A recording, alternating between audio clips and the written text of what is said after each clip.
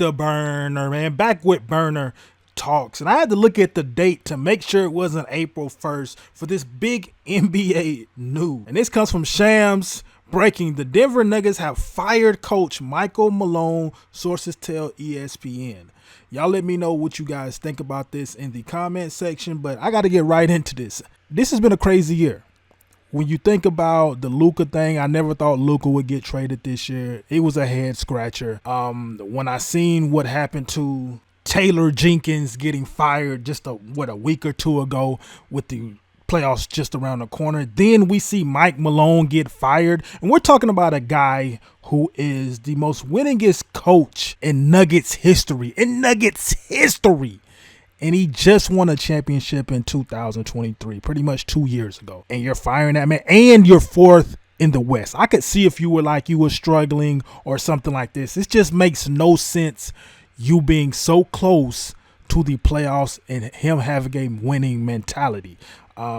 Me personally, when it comes to this, I hate it for Mike Malone. But as a LeBron fan, I'm not gonna lie, I love this, because in my opinion, he was a great coach. He was a great X's and O's coach, and he got the best out of his players. And I failed to mention that they also got rid of Calvin Booth, the GM of the Nuggets.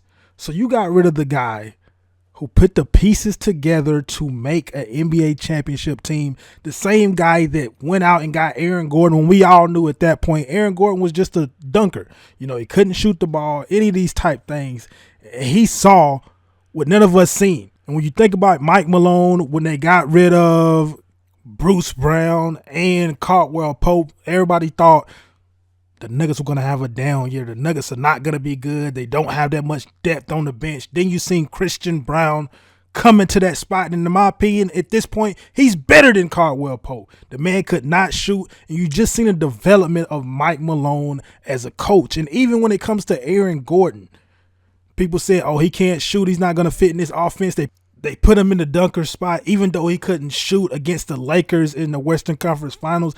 And he still made a difference. While on the other end with the Lakers, they had people like Vanderbilt who couldn't shoot just like Aaron Gordon. But the coaching, you could tell the difference in the coaching. He couldn't stay on the court because he couldn't shoot.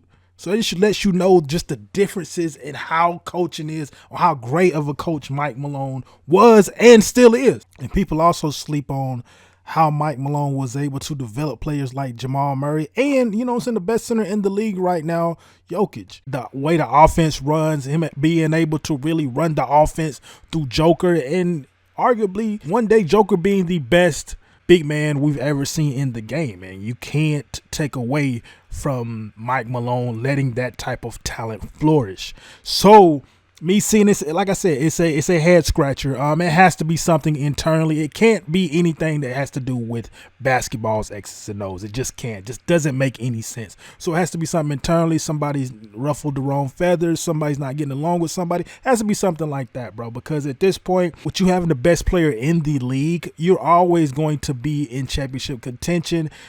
So it just doesn't make sense for them to get rid of the guy that got him to that point when it comes to the offense and the defense. So we'll just have to see. I hate it for Mike Malone as a sports fan, LeBron fan. I love it. But you guys let me know in the comment section, what do you guys think happened in this situation? Because I don't know, man. It's a lot of raised eyebrows at this point. Again, don't forget to like up the video if you guys have not.